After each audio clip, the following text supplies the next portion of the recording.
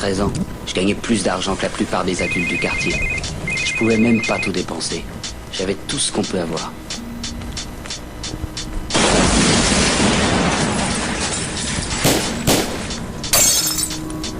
Un jour, un des gamins du quartier a raccompagné ma mère jusqu'à la maison pour lui porter les courses. Vous savez pourquoi? Par respect. Myslíš si, že láska je jediná věc, kterou ti nemůže nikdy nikdo vzít? Pak už můžeš jenom o ní snít, city svoje jediný navždy skrýt.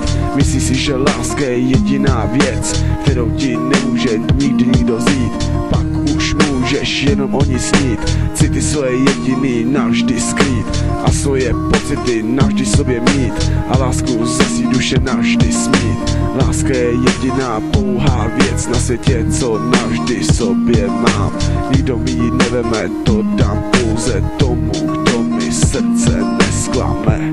Kdo mi navždy a poprvé srdce nesklame.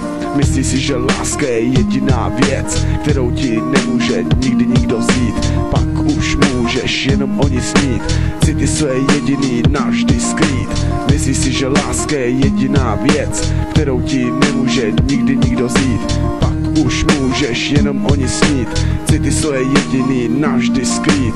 Láska je jediná pouhá věc na světě, kterou v srdci může si člověk nést.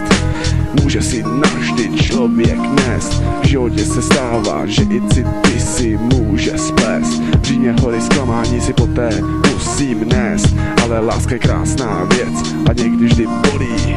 Jo, láska je krásná věc. Jo, láska je krásná věc, musím si ji v srdci teďko nést.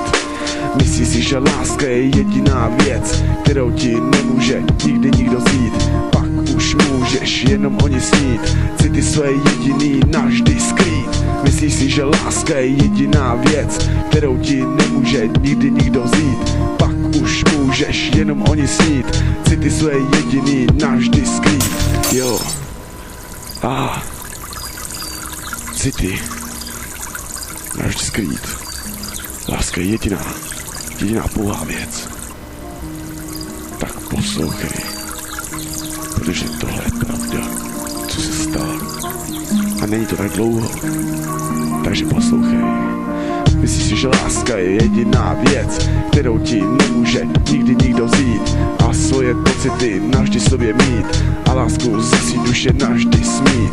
Myslíš si, že láska je jediná věc, kterou ti nemůže nikdy nikdo vzít? Pak už můžeš jenom o svých citech navždy snít.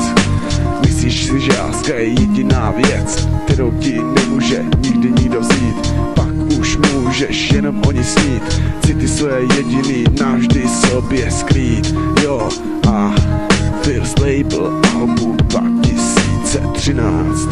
Svoje pocity navždy sobě skrýt.